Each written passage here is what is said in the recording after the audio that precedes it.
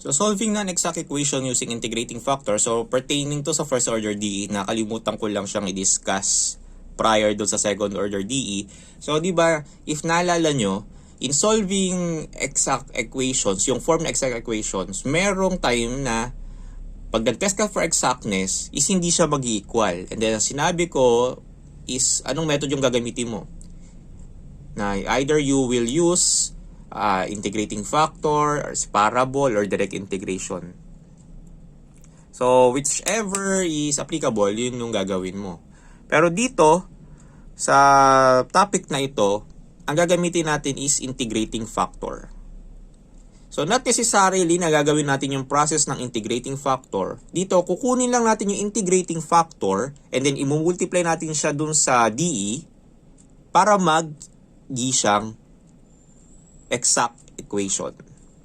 So, sabi dito, if m of xy dx plus n of xy dy is equal to 0, is not exact, trying to find the if, which is the function of a single variable or either x or y. So, ano yung formula niya? So, dito daw, dapat kunin natin yung fx tsaka gy, pero dapat yung fx, if fx siya, dapat x lang yung laman, walang variable na y. And then, if gy, dapat wala namang x, dapat puro y lang. So, paano natin kukunin yung x tsaka y or yung fx tsaka yung gy? So, ito yung formula. So, sabi dyan, if the partial of m minus partial of m with respect sa partial ng y minus partial of m with respect sa partial ng x over n is equal to fx, meaning yung function is x lang, walang y. Then, ang integrating factor is equal to e raised to integral ng f of x dx. So, sabi siyang if the partial of m with respect sa partial ng y minus partial ng n with respect sa partial ng x over negative m is equal to gy, meaning the function is y alone, walang kasamang x, then ang if mo is equal to e raised to gy, integral ng gy dx. So, of the factor m xy dx plus n xy dy is equal to 0. So, alam mo na kung ano yung m, alam mo na kung ano yung n. Ito yun, di ba? So, gagawin mo lang denominator. So, pag nakuha mo yung if, sabi ko nga, is i-multiply mo lang siya roon sa buong equation.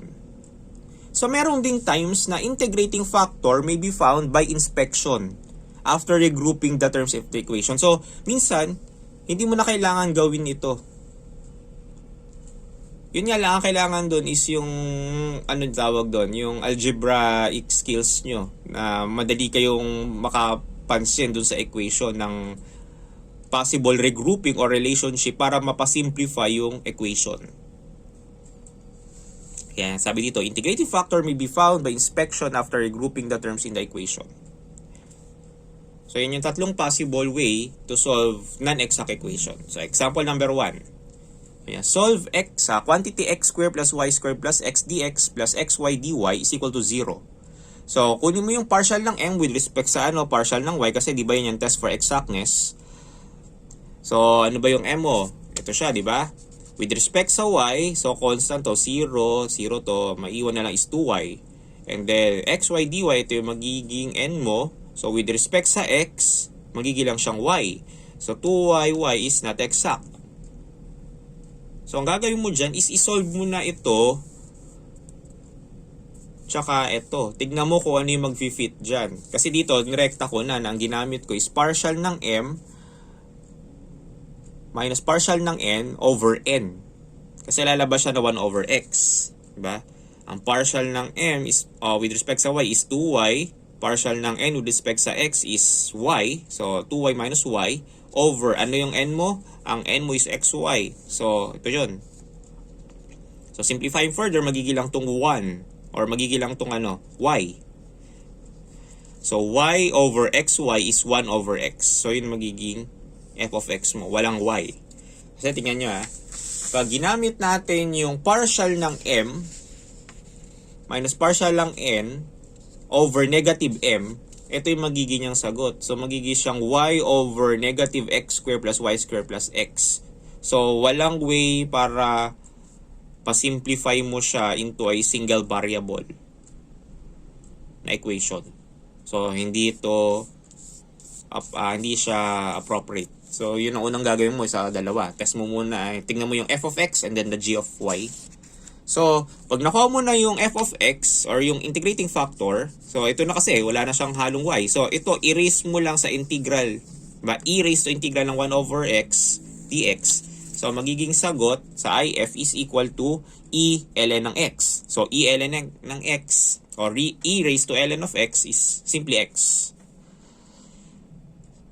So, nakuha mo na integrating factor. Di ba sabi ko, pag nakuha mo integrating factor, i-multiply mo na sa buong equation. So, ito yung ginawa ko. So, x times quantity x square plus y square plus x dx plus x times xy dy equal to 0. So, ito, yan yung original equation.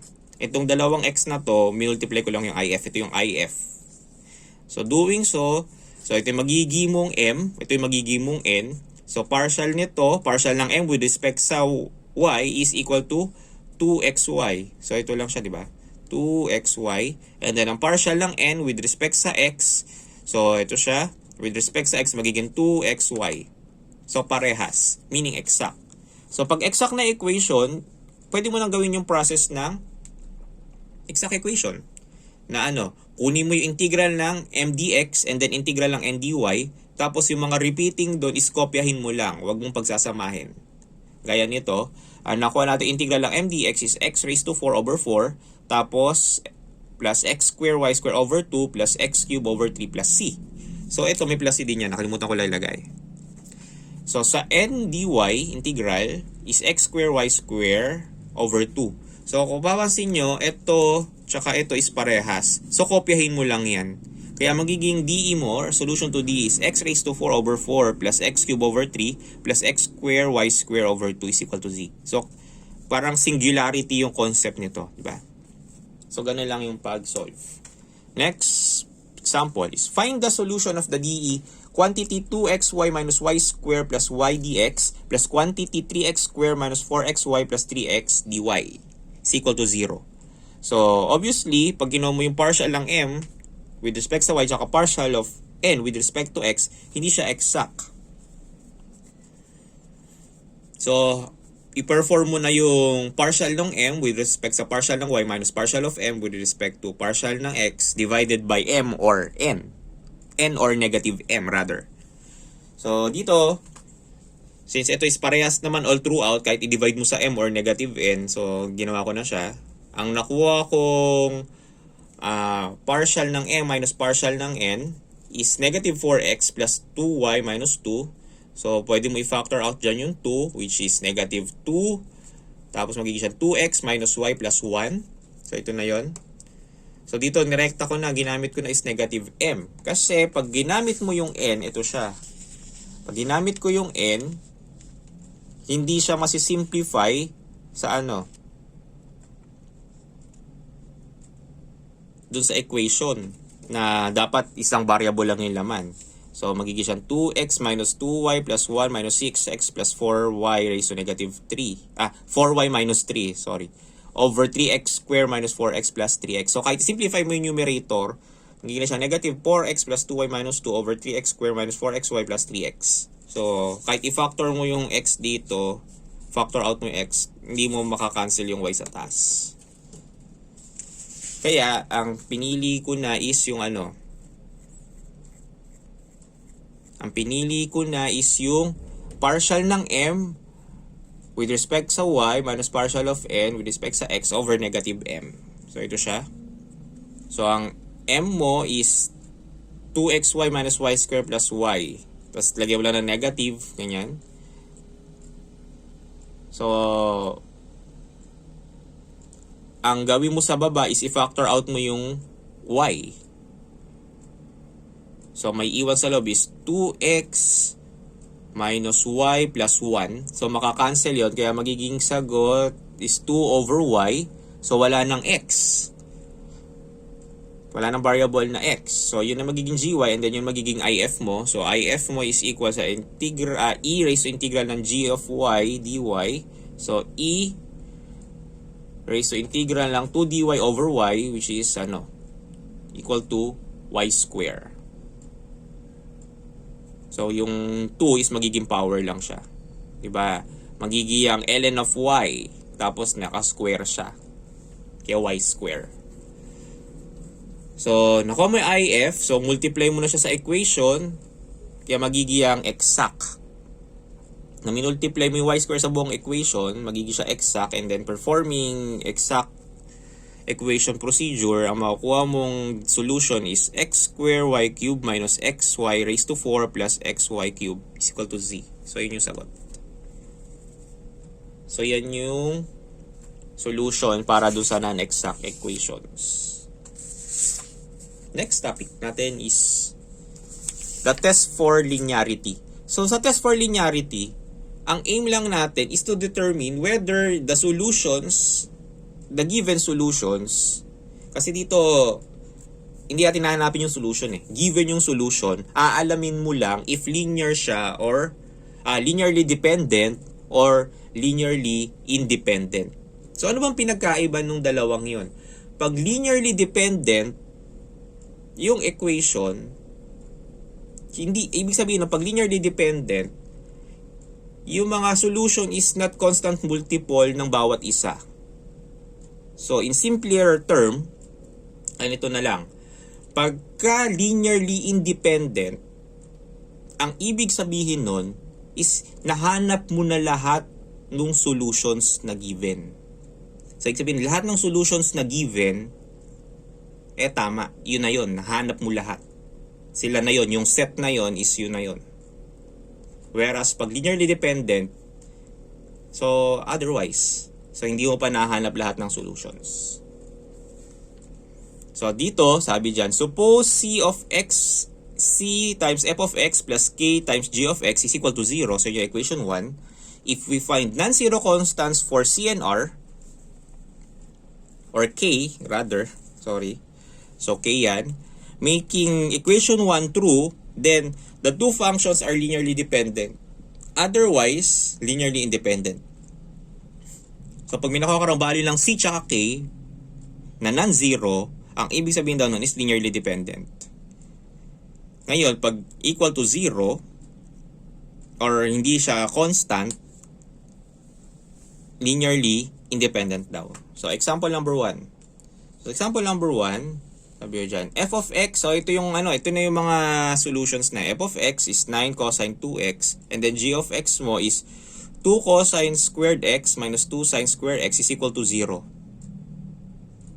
So, apply mo lang yung equation 1, which is c of fx and then k of gx. So, c times 9 cosine 2x plus k times 2 cosine square x minus 2 sine square x equals to 0.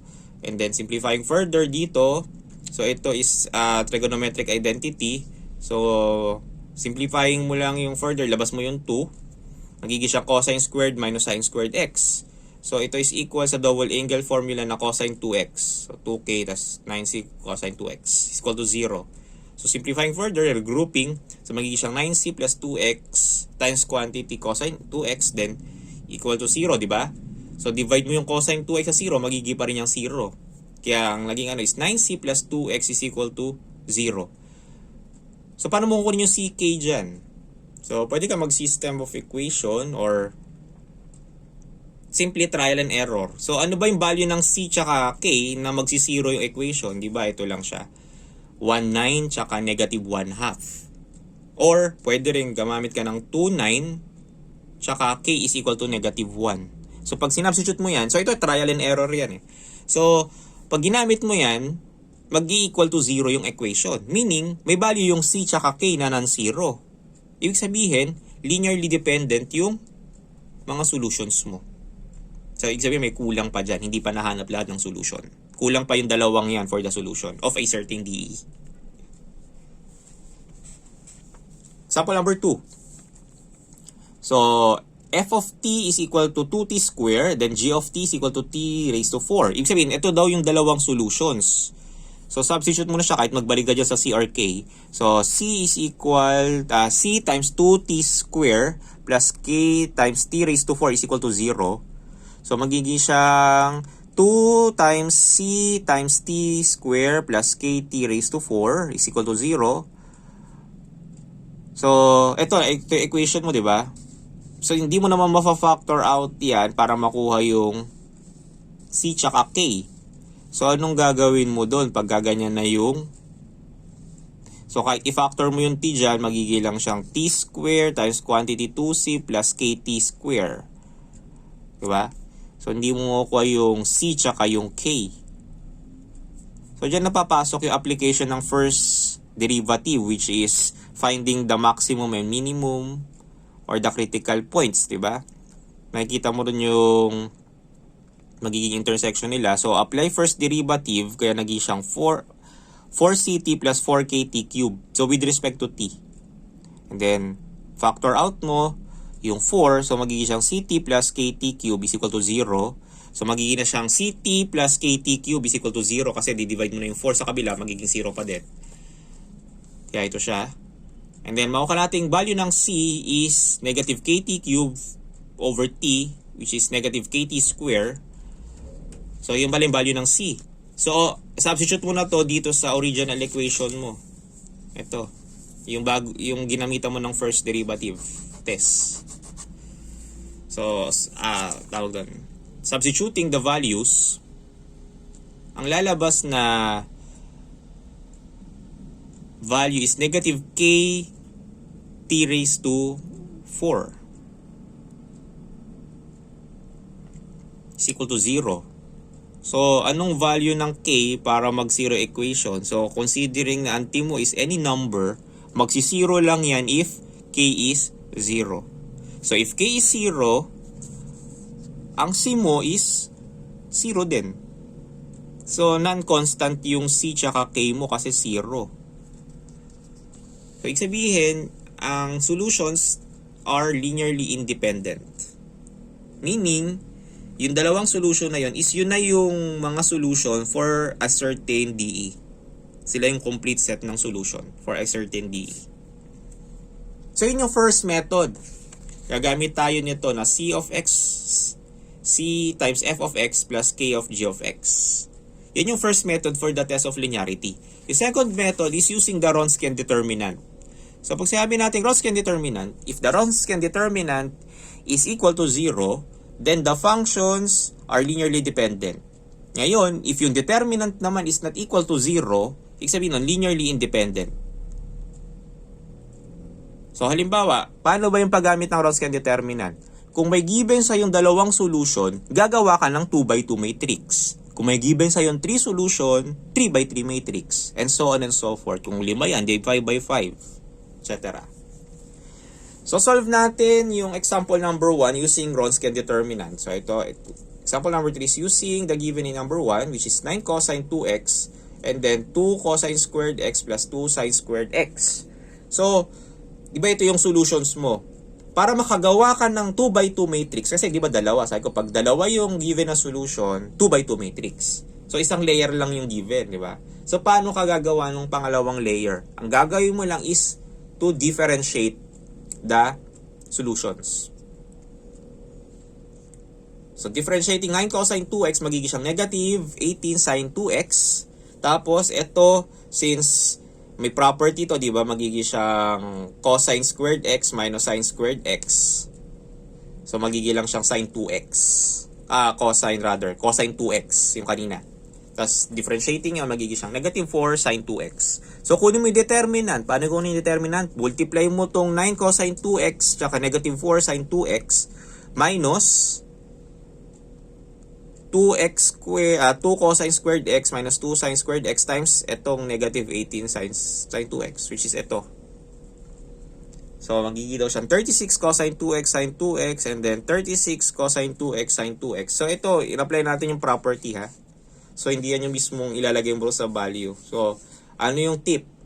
Kung masisimplify mo na yung isang solution to a simpler form, then do so. Dito pinakita ko lang since ito yung given. Pero ang ginamit ko is yung cosine 2x na property. Kaya ito yung lalabas dyan eh. 36 cosine 2x sine 3x. So equally, siya doon sa isa, nagkapalit lang sila ng ng sign. Dito is may negative pa kasi ito. Kaya magiging itong plus.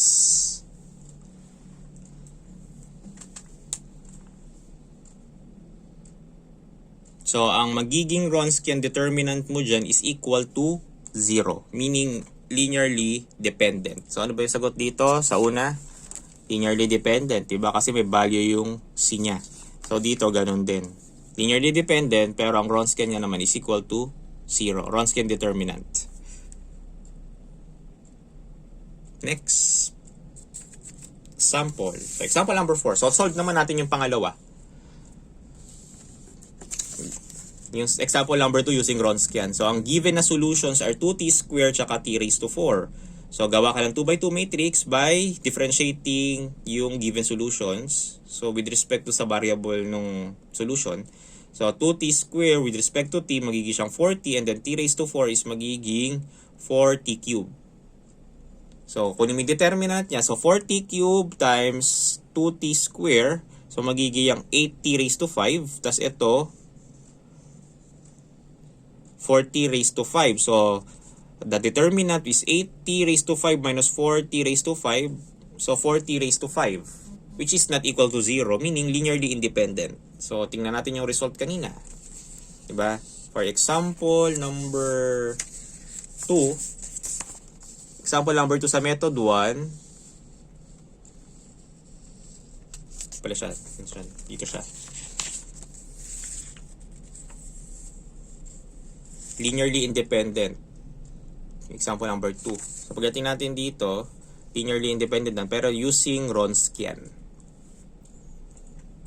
So, kung titignan mo, mas madali yung approach ng Wronskian kasi gagawa ka lang ng matrix, tapos kunin mo yung determinant, and then makakapag-decide ka na if linearly independent or not. Ito yung given set of solutions. So, example number 5. Example number 5 is may dalawang given na solutions which is 6 raised to x tsaka 6 raised to x plus 2. So, kunin mo daw yung derivative niyan. So, yung 6x magiging lang siyang 6x ln ng 6, and then yung isa is 6 raised to x plus 2 times ln of 6. So, ito yung kung naalala niyo yung sa exponential na integration, di ba? Pwede kang e raised to a constant or to a variable or constant raised to a variable. Yung e to the u du. Tapos ito, yung a to the u du. So, ganyan yung pag-differentiate niya. So, i-reverse nyo lang.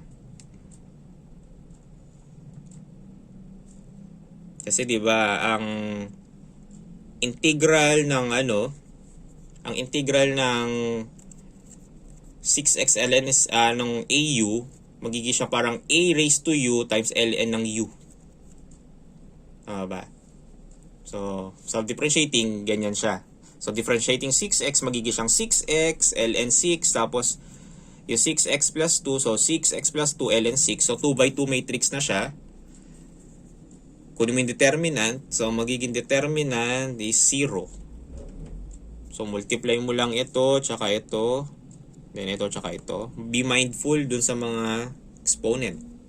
Kung di ka komportable sa exponent na 6x plus 2, ang gawin mo is 6x times 6 raised to 2. Pero naka-quantity siya. Kung nalilito ka sa ganyang setup. So, lalabas na equal to 0, meaning linearly dependent. Or hindi yan lahat is set ng solution for a certain DE. Next example. Example number 6 is e raised to 4x tapos x times e raised to 4x. So, kunin mo yung derivative kasi dalawa siya, meaning dapat makagawa ka ng 2 by 2 matrix.